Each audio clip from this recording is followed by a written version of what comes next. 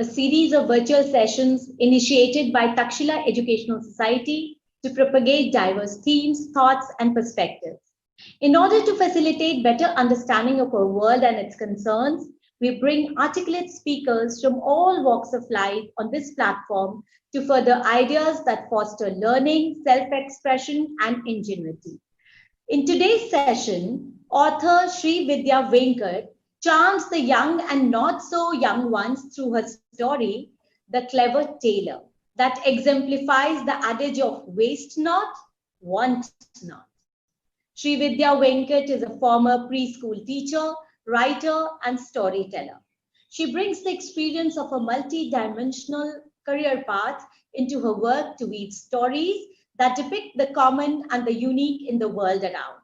Srividhya has bagged awards for The Clever Tailor, including the Peekaboo Children's Choice Award and the Crystal Kite Award. The speaker would converse for about 30 minutes on the topic of her expertise. You may submit questions through the chat box of our YouTube channel. We now begin. Over to our storyteller. Thank you, Vandana. Thank you so much. Namaste to all of you, and thank you for being here. And I'm so happy to be here for this session of Beyond Boundaries, an initiative of Takshila Educational Society to share a wide range of ideas and voices with the students, their parents, and teachers of Delhi Public Schools in Patna, Pune, Ludhiana, and Coimbatore. I hope you're all staying safe and healthy. And as you've already been told, today I'm going to share with you my story from the book, The Clever Tailor, published by Karadi Tales. And again, the story has been written by me, and the book has been illustrated by Nayantara Surendranath. So today I'm going to show you this book in a little while, but before that, I'm going to tell you the story without the book. So shall we begin? But before I begin, I would like to tell you the clever tailor.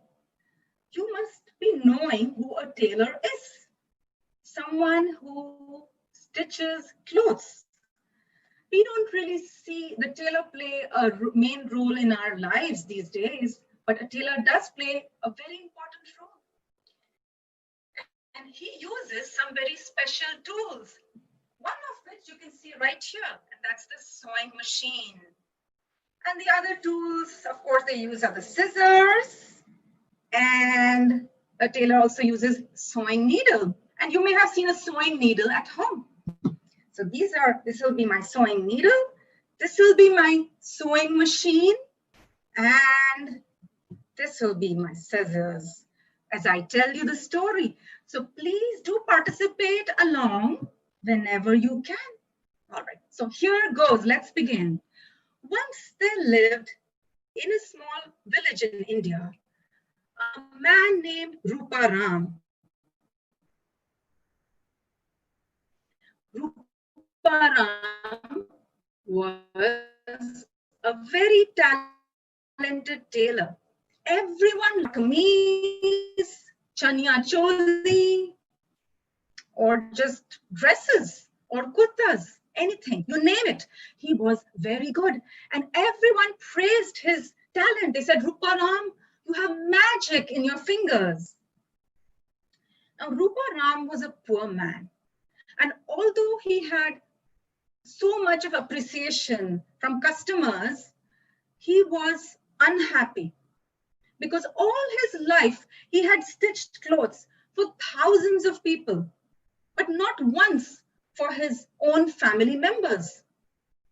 Well, like I said, he was a poor man, yet he had tried to save enough money all his life to buy that best cloth available and to create something special for his family members, his wife, his son, and his daughter. But alas, that desire had remained an unfulfilled dream. And that's what made him sad. Now, one day Ruparam was invited to a wedding. It was the wedding of one of his, in the family of one of his wealthy customers. And Ruparam, you always like to go to a wedding, like all of us. If we go to a wedding, we get dressed. We want to look our best. So in the same way, Ruparam wanted to look his best. And one of the things, so he got dressed, but the most important thing for a wedding was the turban or the safa that he needed to wear. Now, Ruparam only had an old faded safa. He couldn't afford to buy a new one, of course. So he just went to the wedding wearing his old safa. But at the wedding, guess what? Ruparam was welcomed with the gift of a brand new safa. Oh, Ruparam was thrilled. He hadn't had anything new to wear in a long, long time. He loved the safa so much. It made him feel very handsome. So much that even after the wedding, he continued to wear the safa.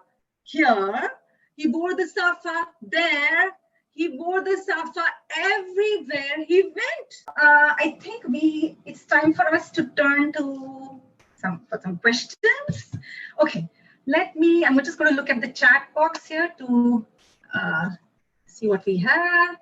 Okay, I'm going to read this aloud. It is deftness of hands that allowed Ruparam to make 4 things from one. How important is learning skills to make something, especially in this age where we meet most of our needs from retail stores?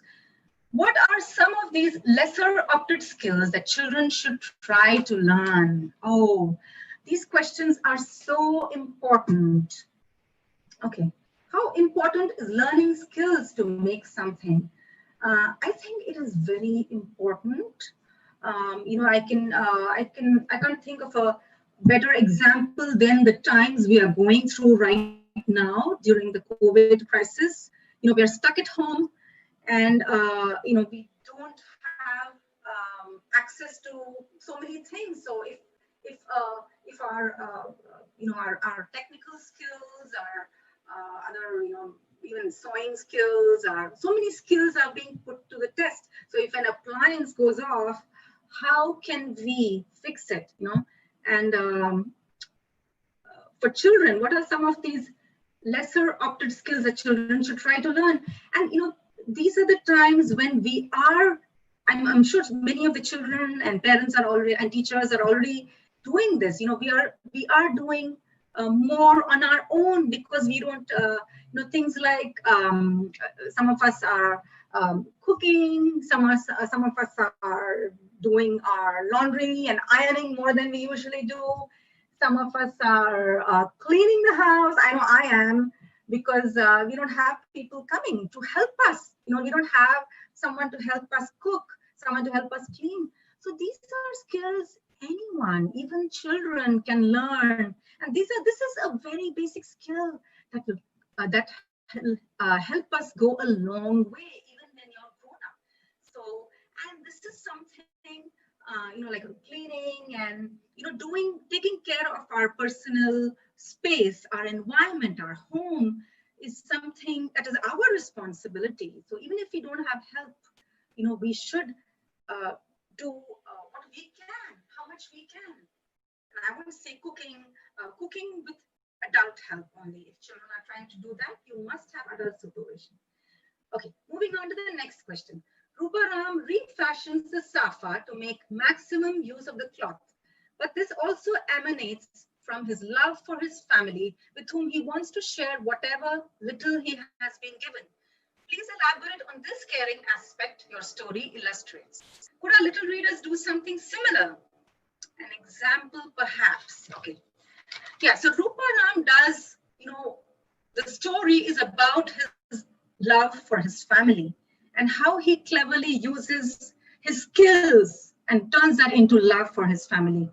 So children can do something similar. You can, I mean, there is the reusing and recycling is the theme, it's been the theme for a long time, and we need to do that more. And children are so, children can be so creative. These times when you're sitting at home, you can, along with your other studies and other things you're doing, you can engage in creating a gift for a family member or a friend by, you could use for example, you could use a gift wrap and use parts of it to make a greeting card out of it. You could use, there's so many things there's art with waste. There's a whole concept of art with waste. There's many things you can do. And if you have access to the internet, what else do you want? You can do a lot in making, in getting creative. And it is, it's something that gives you a sense of happiness when you see the end result. And even if it doesn't, you keep working on it and it will, keep trying. Don't be discouraged if things don't turn out the way you wanted them to. Next one. Oops. Using someone else's garment for oneself is usually referred to as wearing hand-me-downs and not preferred in most circles in India. Can you tell a little bit to dispel this taboo in minds of our tiny listeners? How can they look at using repurposed material as an act of innovation? And how can they make adults see this viewpoint? Okay, hand-me-downs. Yeah, I agree. I was the youngest of 4 children, and you can imagine I got a lot of hand-me-downs, not only from my sisters, but even from my brother. But those were different times, but as far as now goes, I think we have to remember, children, that you as children are learning so much in your school and about recycling, reusing stuff. I think when the parents, we were young, there was not so much, we were not consuming so much. There were not so many plastics. And things have changed now. So it's a big responsibility for us as parents and teachers and for you to change that, to make more recycling and repurposing happen. And in that, I would like to, because this is in this, making this possible is it's also a responsibility for you. You are a younger generation. You need to remind us adults that we need to do that because you're learning a lot about those things at school. And I just want to mention the word carbon footprint here. I don't know if children, you're in grade 2 and 3. I don't know if you're familiar with this, but carbon footprint is like a footprint, on a sand. You know how we leave a footprint on a sand or mud? Our carbon footprint is the amount of waste we produce on this planet while we're on this planet. And our goal should be not to leave behind too much of our carbon footprint, because but we should do that by reducing waste, by reducing the amount of garbage. So we should reuse many of the things that we buy. So the important thing here is we need to buy only those things that we think can be reused. So that is where what you can do when you're going shopping, when things get better and you're going shopping with your parents, you need to tell, oh no, this should not be bought because this cannot be reused. Or you need to think of ways that you can reuse items. So I just wanted to tell you a little bit about that. And I did have some points written down, for the story. And of course, there are, so that's how you can show the adults this viewpoint. That's what I was trying to make. And, repurposing materials at home, it also gives you, like I said earlier, it gives you a sense of satisfaction you're being creative, and it gives, and it's so much more fun to, you could make a juice box into a toy somehow. So when you do that, and when you see that what you made, it gives you so much pride. It's so much more fun to do that rather than to just go to a shop and buy things. I'm going to end that response there and move on to the next question. Ananya Sinha asks, is this a real story? Oh, okay. And I would like, this is a story, the book is based on a story, a folk tale. And I'm sure it is. I see this as a real story happening. And I'm also hoping, that it will continue to happen. So the book that I wrote, the story, is not based on hearing anyone's story, but based on a folk tale, which was from Europe. And I'm sure people are doing this. And you can, Ananya, you can help us make this into a real story in your house. And you can spread the word, just like Ruparam spreads his kahani. You can spread the kahani of this story, or the kahani, amongst your friends and neighbors and your family, and make it happen, make it real. The illustrations are really beautiful. Could you please tell who is the artist? This is from Pew News. Okay, the artist is Nayantara Surendranath. That's her name. Yes, they are amazing illustrations, and yes, I love them. She's done a fantastic job.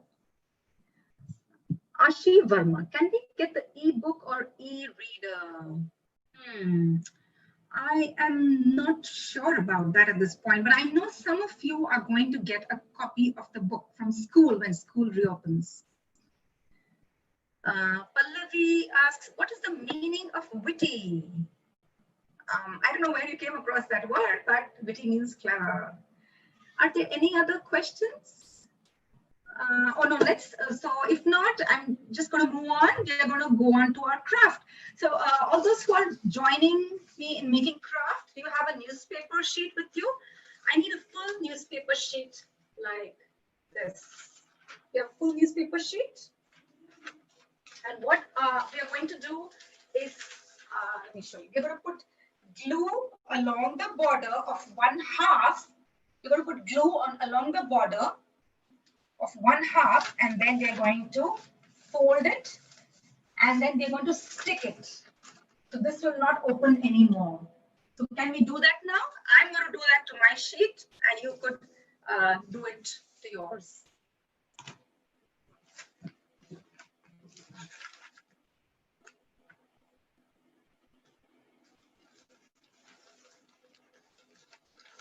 All right, so here I go. I'm going to put glue along the border of the, so I'm doing it like this. I'm basically putting glue along here, this end all the way on the length, just on the border is good, and here, 3 sides.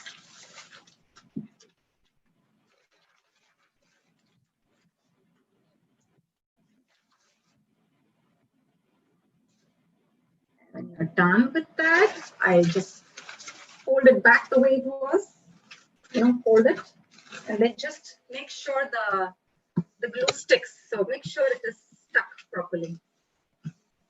And I didn't show you what we're going to make. Hang on. We're trying to make a newspaper bag. We're reusing newspaper to make it into a bag. A gift bag. If you're done with that step, I'm going to go on to the next step, which is to fold. So I'm holding the paper like this. So I'm going to fold a little bit here on top. So it's like this. So I'm going to fold and just make one fold for now. And then we press on the crease to make that crease. All right. And then once that is done, we fold this not in half, But this gets folded. I'll show you over this. So this was a small flap. I'm folding it over, not all the way to the end, but till now. And I'm going to glue it like this. So, but before you do that, just make sure you get the fold. So I'm going to again show you. I have this flap, and then I'm folding this till here, and then I'm going to create a new crease there. So create a new crease, and then I'm going to put glue inside here so these two stick. And I'm going to put it on the inside of this side. And just again, once again, along the border of that is enough.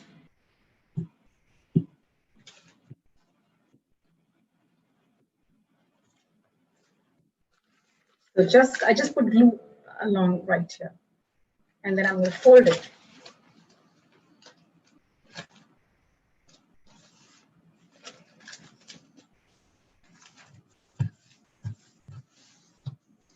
And again, press it nicely so it forms a sticks well. Yeah, all right. And the next step is so we just stuck this. So I'm going to take the bottom and make another fold.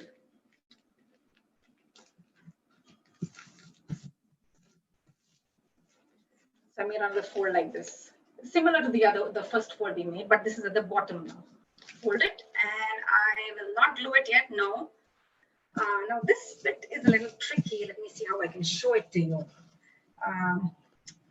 So I open this. Okay, so it's, and then the middle, the end, this thing goes in right here, like that. It's a little bit like, you know, how we put covers on notebooks, on our school notebooks. It's a little bit like that.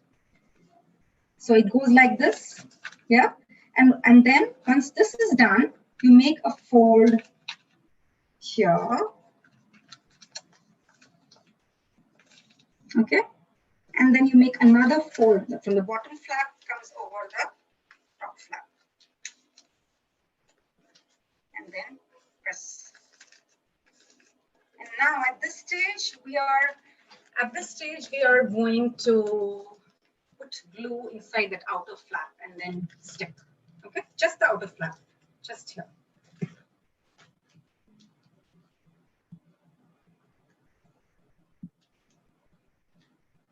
So I just put glue over here and then I'm going to close it.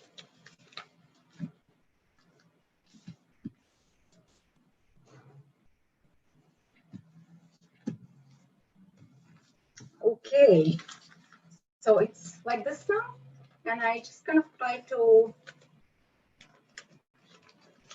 open it up. So this is a fold. Sorry, I'm not showing it. Yeah, this is a flap. I'm just kind of making the two ends come together like this. This forms the base of the bag, bottom of the bag. And one more step. Again, the sides of the bag needs to be folded. You just need to fold it. I mean, I made a smaller flap here, smaller fold. One on this side and also the other side, similarly. It's very important to form those creases nicely because the more we do it, the better. So I folded this is what it looks like. And so with that other base, it looks like this, just to show you. This is the base we did earlier and the folds. And now this crease we try to push inside. So this is the crease. I'm going to just lower it so you can see better. So this is that crease, and just it helps give a little shape to the bag. A little more shape to the bag. And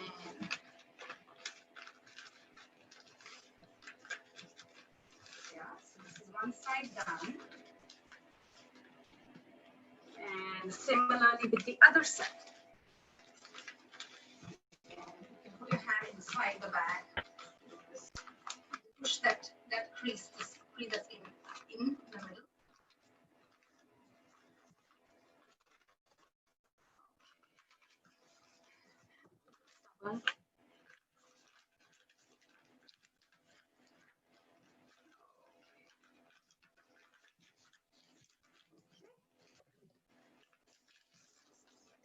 All right, I got that here. And then you have the base. And if you have a piece of cardboard or a little, you could also, if you want, you can put a little bit of folded newspaper in there to make the base more sturdy, right? To make it stronger, or even a piece of cardboard. Like if you have a cereal box or some other cardboard, you can cut out a strip to this measure and insert it inside it. It makes it a little more sturdy. So this is the bag. And the last step was, if you have ribbons. And so for that, before that, those are for the handles of the gift bag. So I have a hole punch here. If you don't have that, that's okay. You can also use scissors to make holes. Use scissors too to make holes in the thing. And so I'm going to punch the hole right there in the middle. So I did the two ends together. I punched holes on both sides together so they are the same height. And then you can use the ribbon and insert it into the hole. So one handle here. And if you don't want to punch holes, you can also tape it, I think. But you won't be able, you won't be able to keep little heavier stuff, but that's okay. I mean, the whole exercise is to have fun with this, making this craft. So here we go. This is one side, and similarly we have the other side. Okay.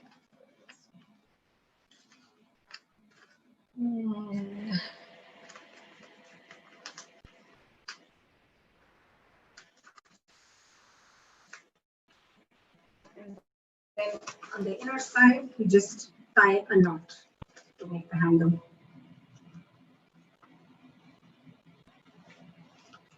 And there we go. Yeah, I think my handle turned out to be smaller than I expected, but I think the measure for yours should work. I didn't cut it long enough. But so there we go. That's our newspaper gift bag. So yeah, that's about it for the craft.